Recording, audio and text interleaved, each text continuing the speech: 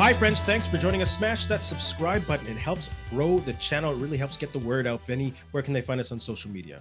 Yeah, you can find us at Ray Benny Sports. We're on Twitter, Facebook, Instagram, TikTok. Of course, we're on Reddit as well. And don't forget, leave us a rating on your favorite podcast provider.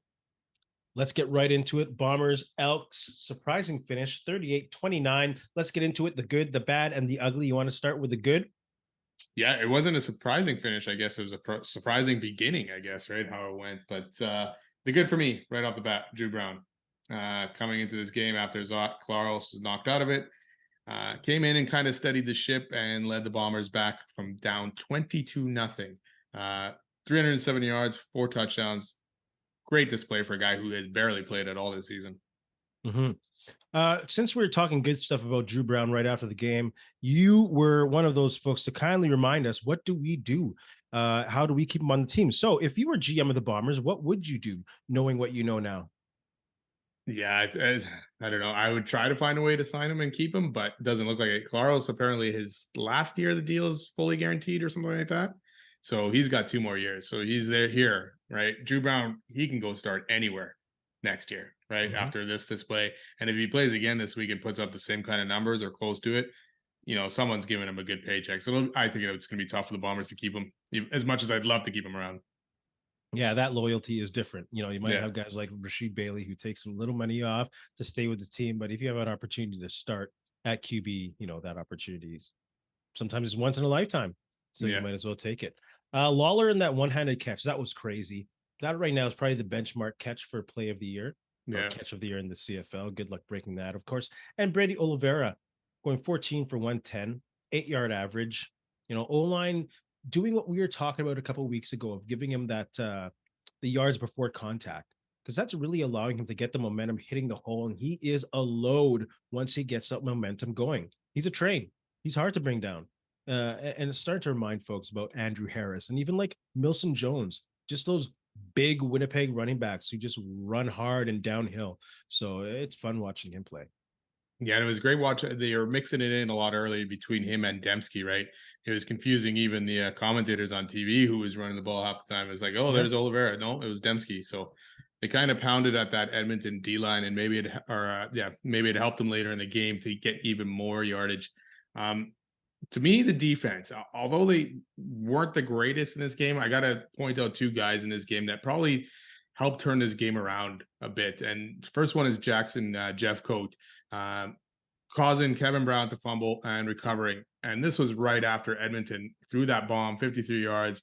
We're at the Bomber 22. If they score here, they're going up 19, right? Or what I believe it was. So recovered the fumble, got the fumble, recovered it. Bombers scored on the next play. And then later for me, Evan Holm with the timely interception, his first of his career, early in the fourth quarter. Again, stopped an Edmonton drive. So stand out for those 2 guys. Evan Holm's crazy good.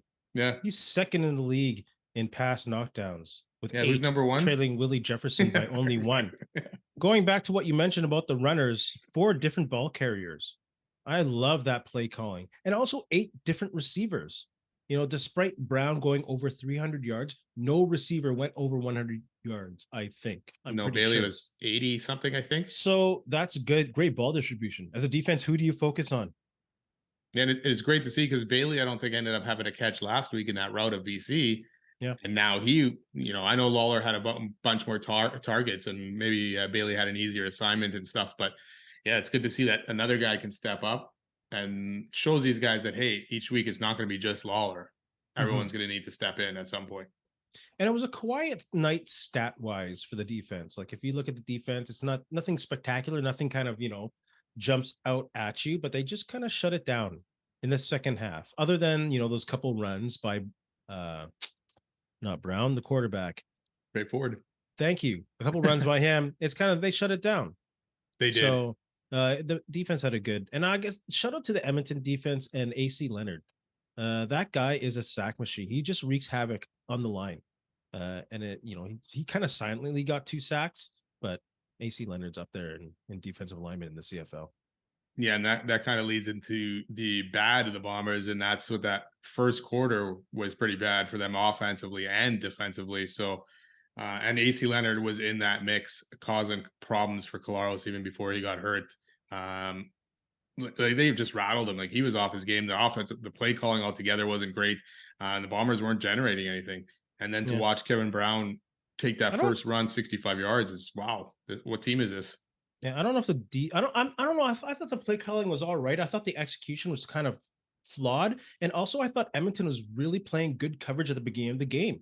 They weren't giving Caleros much. He had to hold on to the ball, and Edmonton does not have a bad defensive line. So in that combination early in the game, it caused trouble, and it Oh, caused big time, trouble yeah. for Caleros on a couple plays. One where he had to take a sack, and you're like, oh no, I hope he's not hurt, and one where he tried to make a little too much happen, Yeah, and he should have taken another sack and then really he there did too. get hurt. Yeah. So but the Bomber D line, it's that running game that they're showing they're vulnerable against. You know, you just mentioned that 60-plus-yard touchdown by Brown, 170 yards combined rushing. The quarterback again having issues. If Trey Ford had a little more experience reading defenses and getting the ball out, would have been trouble.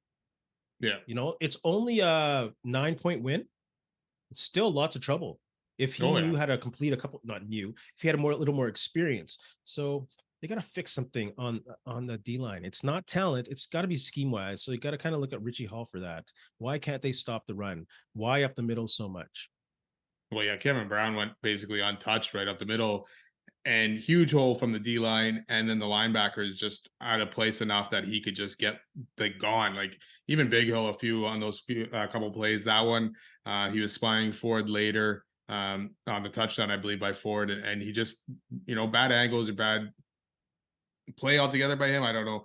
So missing the guy, and then even Dietrich Nichols had Ford for probably a sack or a tackle for a lot, or Yeah, basically nothing, and he ended up running for the first down, kind of thing, 17 yards. So those kind of plays, they just couldn't contain him enough and make the plays that they needed to. anything else in the bad for you? I guess he also going back to that D is the Kyron Moore, that 70-yard TD. I like the play calling way, but Houston has to make that tackle or at least slow the guy down. Absolutely. When you're the last guy and there's no one else behind you, you have to make sure you make that tackle. So Yeah. And yeah, salute to Evans for making that play. oh yeah, for sure. Now let's move on to the ugly. I think you kind of know where I'm going to start with this. The hit on Caleros was pretty ugly. I don't know. Borderline, ugly, legal, illegal. What are your thoughts on that? I think people saying or trying to defend this hit as, oh, it's kind of like a bang bang split second. They have enough. They don't have enough time to make a reaction. Give me a break. Look at what has happened in the past 10 years. Players have modified their game not to hit at the head, not to hit the QB late. So don't tell me that all of a sudden it's a bang bang and he can't make it. He could have made that judgment and he didn't. He had no regard for the other player's health, I think. I don't think he meant to injure him, but I don't think he was thinking of the other player's health. And he dove right at the guy's head. So I don't know. I think it's ugly and I thought it was unnecessary. I agree, and to me, the ugly was the officiating on that. To not only you didn't call it, you went to review and you still said no, it's not. Um, I could understand maybe if he landed on his back butt area, but he clearly targeted the head, and he delivered a blow right to the head neck area. To me, that's roughing the passer all day. Doesn't matter, even if you didn't, even if it wasn't late, kind of thing. You still can't hit the head or target the head first, right? Absolutely. So yeah, it was a piss poor call by the officials on the field and then by the command center. How can you miss that twice? No, and then what game was it against BC or Calgary? yeah, Calgary. they called it, right? Same Unbelievable. kind of play. No consistency. It's like what's going on here? But yeah, now you left one of the best players in the league hurt. He was out for that game. Who knows how much longer? But your MOP candidate is now going to miss games for a league that is short on QBs. You want as many good QBs to be playing, and you want that guy in the game, not to be taking hits like that. Absolutely. You got to protect the quarterbacks and you got to set precedence to these guys. And Like I if would that's be a legal hit now, come on, who wouldn't take that on a starting quarterback at this point? yeah, I'd be saying the same thing even if it was the other way around and a Bomber player did that to Trey Ford. Yeah. It doesn't matter that it's a Bomber player getting hurt here or anything. It's a bad play altogether and should not be happening in this league. Or if it is, needs to get penalized. Goodness. Let's talk about the ugly and let's kind of attach it into some breaking news when we have been recording this that Victor Cui has, I guess they've come to an agreement or he's left the club, whatever it is. And the crowds at Commonwealth, they're at 19,921. And this is a team that's very used to seeing 35, 40,000 in the seats pre-pandemic and a couple of years before that even. Thoughts? You Well, think, like, I don't know. I mean, for one thing, you got to end this home losing streak, right? I mean, you're at 22 games now. You're up this game 22-0. That's your chance to break this streak altogether, and then it just all falls apart for you in the last three quarters. The weather wasn't great on this game, so I guess that must have kept some fans away. But until they can start winning, it's going to be tough to get fans back in there. The diehards will continue to go, right? Just like here in Winnipeg, the diehards kept going even when the Bombers were bad. But it's getting the casual fans and the other fans to show up. They're not going to show up to watch a team lose like that, especially on a Friday night or Saturday night or something like that. Yeah, and even when the Bombers were bad, some people were like, yo, what if just David Asper owned the team? Let's get rid of this board structure. And a lot of people are feeling that in Edmonton because the board has been responsible for these horrible hirings. The board is the reason why they're screwed under this operations cap, which in and of itself is a stupid thing that the league got to get rid of. It's ridiculous now. And I don't know. I kind of agree with those fans. Maybe it is time to get rid of the old school board structure. Time to bring in an owner who's ready to take this the Elks name and move forward with it and change the attitude and culture of this team because it's getting really bad now. I don't know if the board can bring this back or if the fans can trust that board anymore. Yeah, and the thing is, if you're firing Chris Jones after this season, it's like you're starting back all over again, right? Like Jones basically blew this up, and how many different players has he had in the last two seasons? So if you keep him and hope he can turns around in year three and he doesn't, then you're going to get even less fans. But at the same time, you're starting all over brand new again. So it's tough situation. Might have to just ride this out. Sucks. A pillar franchise of the CFL, hurting bad. It sucks for Victor Cui or Cui or sorry the pronunciation. I was really optimistic about him. Yeah, he seemed like he was doing some good things, right? I mean, they had some good crowds at the beginning of the season. Even last season, they had some good crowds. It's just unfortunate if they could have got some wins. Obviously in the last 22 games, he probably got more coming out. But or at all, they're 0-9. Yeah, I don't understand though what firing the team president does to fix anything at this point, though. So at this point, nothing. I mean, you still got all the same coaches. You can't do anything with Jones. The only change you made was Jarius Jackson, and at times it did look good, but at times they got way too conservative to try to put the game away. And then what's his name? Trey Ford came out and kind of questioned it all, and Chris Jones pipes back telling him to stay in his lane or whatever. So what a loser. It's not going good for that franchise at all. Nah, he's old school. Old school. It's not working. No. Didn't Wally Buono sign off on that or recommend that they hire Chris Jones for those roles? I think so. And unless he didn't, now I'm trying to remember the story. Unless he didn't, and they still went ahead and did it anyways. Oh, I can't remember. Wally just got inducted in the BC Lions Hall of Fame thingy. So shout out to him. Right on. Greatest coach ever. Yep. In the league. Let's go to team grades. You start. All right. Let's start with the Elks. Okay, we've just talked about them quite a bit. I am going to give them a C- for this game. Trey Ford looked good, made some mistakes, but obviously playing time will get that better. But when you're blowing a 22-point lead, it's tough. I mean, you got to do it. The D played great in that first half, or first quarter even, but slowly fizzled later on. So C-. It's probably the highest grade I've given them. Oh, no doubt, eh? They put some points up. I'll go and the quality of opponent. I'll go with their opponent, Winnipeg. I'll give them an A-/B+. When I went to university, I had this professor who gave us slash grade, so I'm going to pull that one out for this game for sure. Because all in the end, he'd bump it up to whatever it was if you needed it. They just didn't look quite sharp, and coming out of the gate, showed their veteran savvy, presence, cool, whatever you want to call it, and beat a team that they were supposed to beat anyhow. So. It was an okay performance. Who do you got next? Yeah, it's funny because we were talking about how raw we were about the Bombers on the last episode, and then that little bit of doubt crept in a bit and see if they can handle it. And that was a terrible start, but brutal. Good teams pull it out at the end. Montreal next for me. I'm going to give them an A. No Cody Fajardo, no William Stanback, missing also Armando Sewell, and they just thrashed the Riders. What was it, 42-11? That D again, taking care of business. Mason Fine wasn't very good when he played. Dolga, what the heck's his name? Doligal? Dolga, yeah. Didn't do much either. So Riders are reeling, but Montreal, A. Since you said Riders are real, and I'll go with them a D. Did they give D minuses? Is there D minuses, or they just feel bad for students? It's just you get an F already. Yeah, it's pretty much an It's F. horrible. They are a rudderless ship, and I've been using that term on this team since that Marino accident or incident or whatever. No, I don't believe in them. They're done pretty much. There's so many teams that are bad, really, right? You got the three, you got BC, Winnipeg, and Toronto. And then after that, it's a mishmash of teams, right? Can Montreal be good? They've beaten they seem to be better than all the bad teams because they've beaten those teams, but lost to Winnipeg, Toronto, and BC. So yeah, they're the good of the bad teams. Yeah, They're the exactly. best quarterback of them. Yeah, that's true. And he didn't even play actually. So yeah. Oh my goodness. Who did Saskatchewan? I don't know. We'll talk about who Saskatchewan has in a bit. Who you got next? BC, another A. Vernon Adams, 322, 4 touchdowns, returning from injury. And D went back to their ways of no TDs allowed. They really shut down that Calgary offense, who looked good in beating Toronto last week. Yeah, I guess not really the offense. The offense was okay, but on the run game, it was good against Toronto. But that Calgary team just couldn't get it going.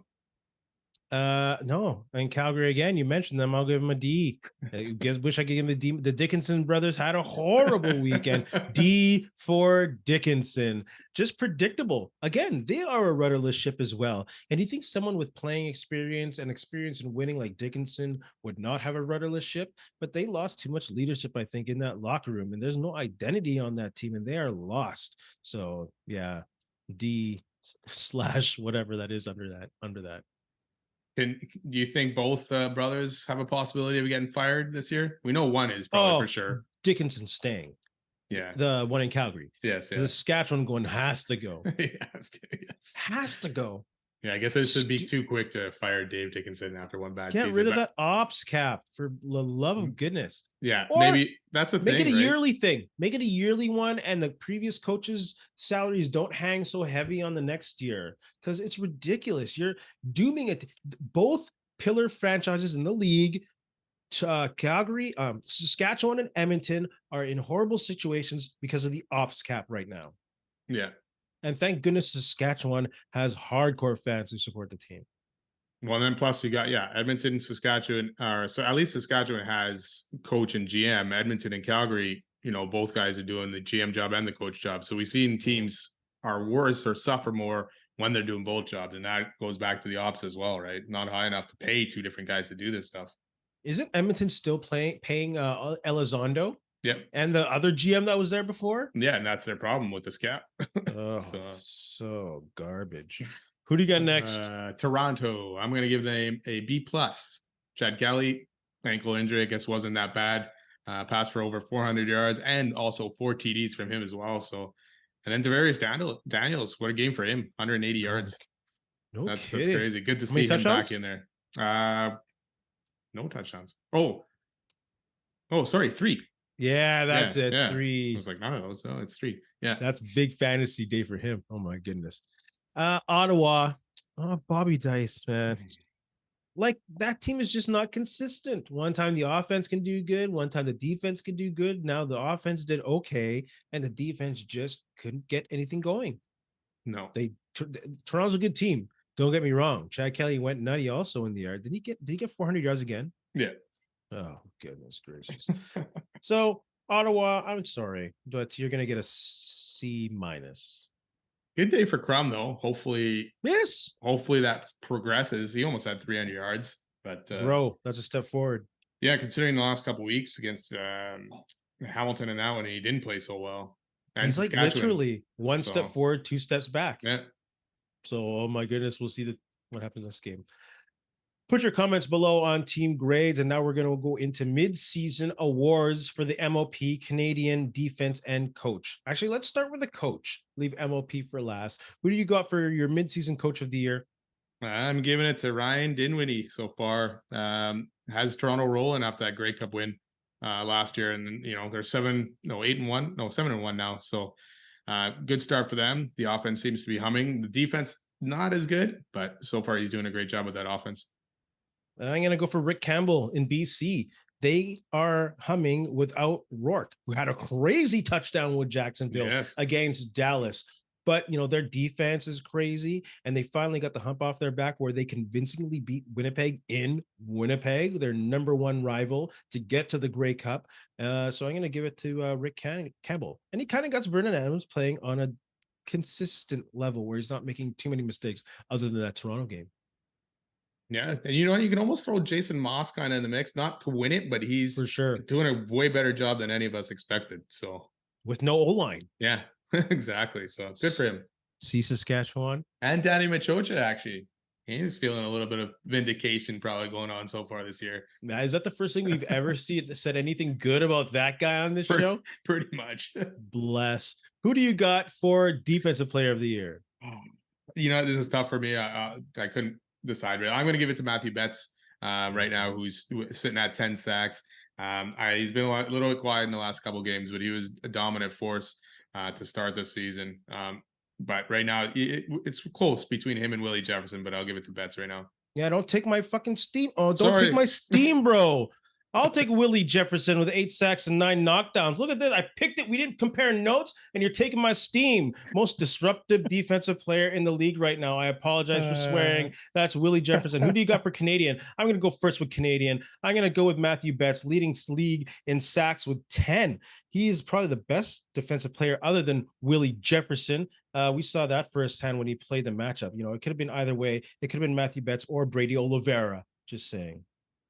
Oh, why'd you steal my thunder, man? There you go. I got you back. Hey, folks, we didn't compare notes, so I'm just saying. You're up. Yeah, I'm giving mine right now to Brady Oliveira, leading the league in rushing, 703 yards so far. I know he's played more games than AJ Ouellette, but he's still up by over 150. So 5.6 average, 78 yard per game. So 3 TDs.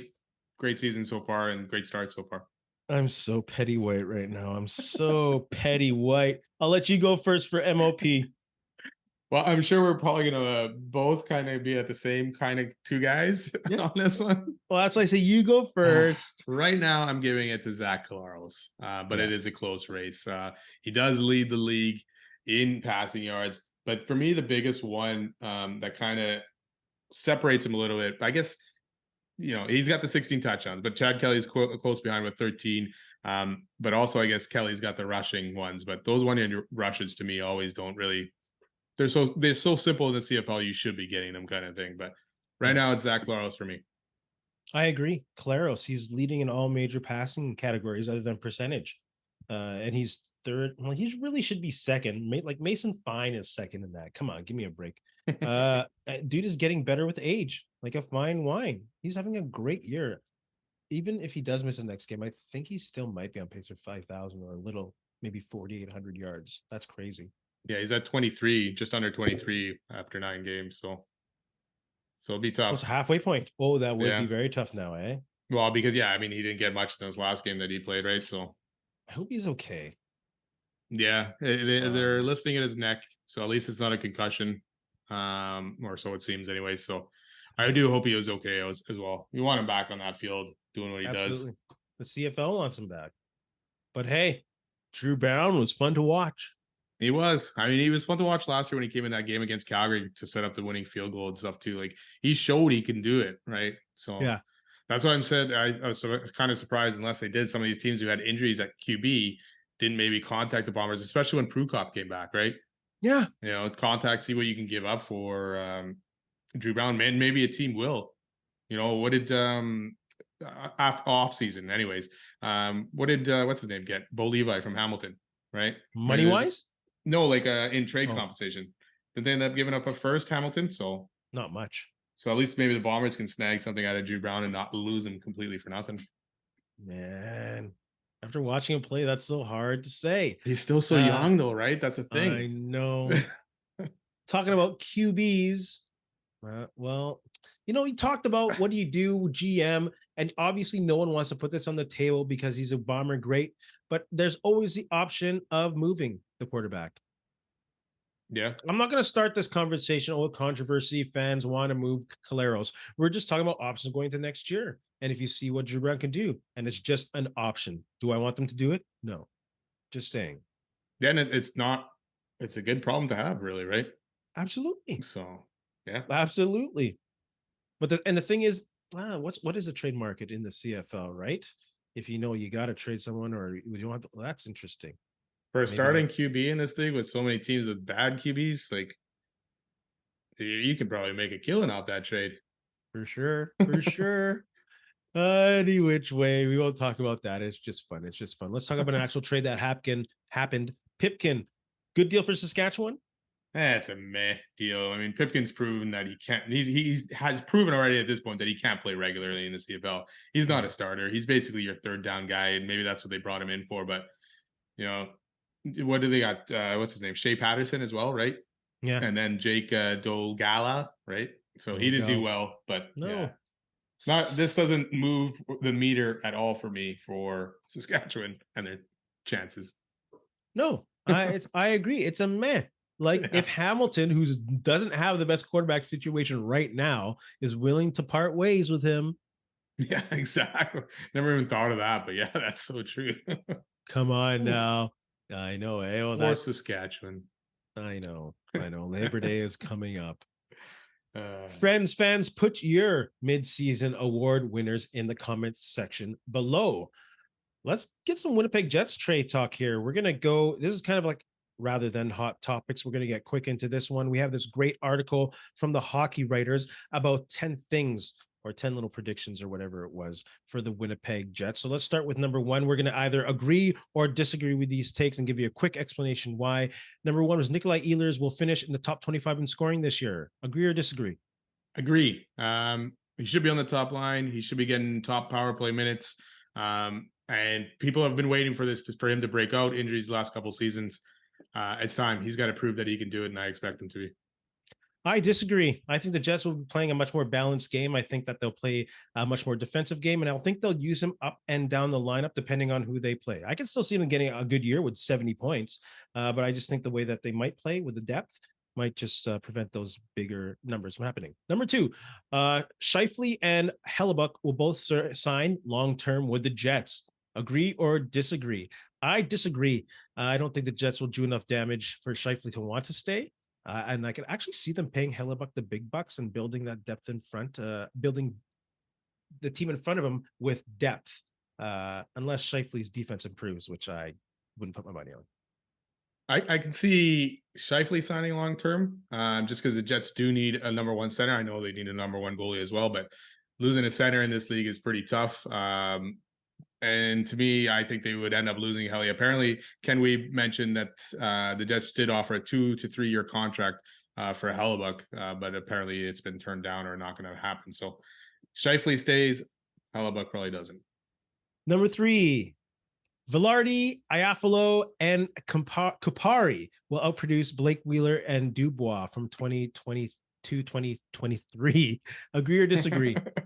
I agree on that only because Wheeler's point totals, I think, will take a big drop. He's probably not on the power play, and he's probably going to be more third line minutes than anything else. So Pierre-Luc Dubois would have to score a lot to make up the difference from three guys. That's not the question. The question is, will those three outproduce the points missing from Blake Wheeler and Dubois from 22 to 23? Yeah, I misunderstood that. Wow. I'm gonna say no then at this point. I don't know. I'm gonna go with no. I misread that whole question. That's no problem. I say yes. The article explains it very well. Yeah. But I just think that they were short maybe 20 assists. And I think the way that they use the team, that the three of them will be able to bump that up with getting more playtime with Winnipeg and playing bigger roles. Number four, Cole Perfetti will lead the team in assists. I think, yes, I can see this happening. I'd like to see him at center rather than projected at wing, but I think it's a strong possibility.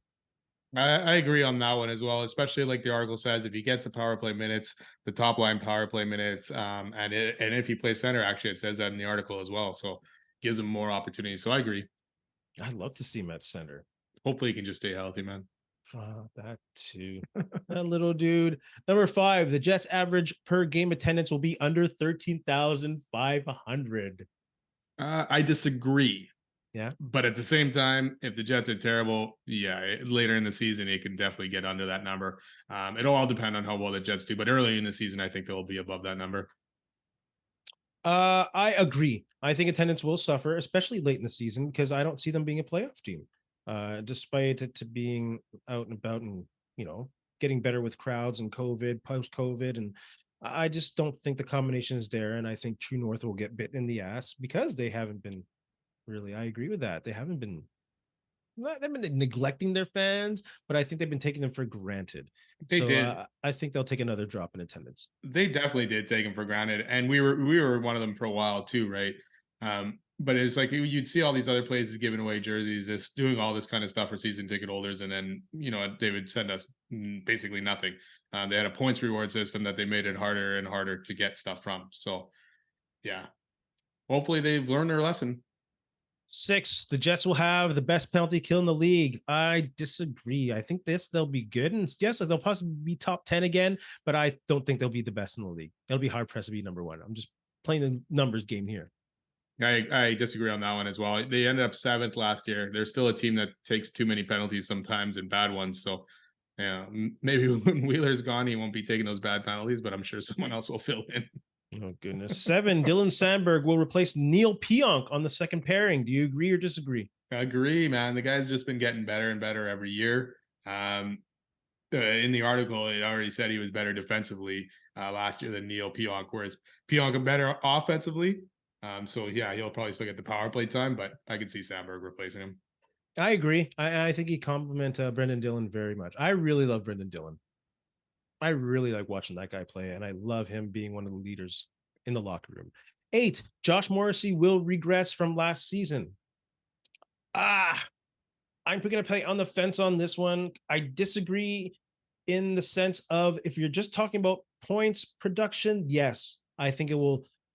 Yes, but as a defenseman, I think he'll be better. He'll be more confident, and I think he'll open up the ice for others to make plays. So I think he won't regress as a defenseman, but maybe points wise. I agree on that. Exactly that. Points wise, yeah, probably not going to hit the same totals. Especially if the Jets commit, like you said, to a more defensive kind of gameplay. But yeah, defensively, I mean, he was still good, pretty good defensively with all the points and everything like that. So I still see him playing to that same form. Patrick Laine will score 40 goals again this season. Do you agree or disagree? Did he just get traded back to the Jets here? I thought this was a Jets article. Hey, dude said hey, it's close enough because Winnipeg still loves that dude. I miss that guy. I do miss that guy. I know you do. Yeah, I agree. He's going to go at over 40 this year as long as he stays healthy, obviously. And second year playing with Gaudreau, and I guess he's got a NHL coach in Babcock. Oh, yeah. I don't think that's going to benefit that at all either. Disagree. He's done it once and he hasn't hit that 60 game plateau in any season that he's been with Columbus. Yeah, I don't agree with the sentiment that Babcock bodes well for Laine.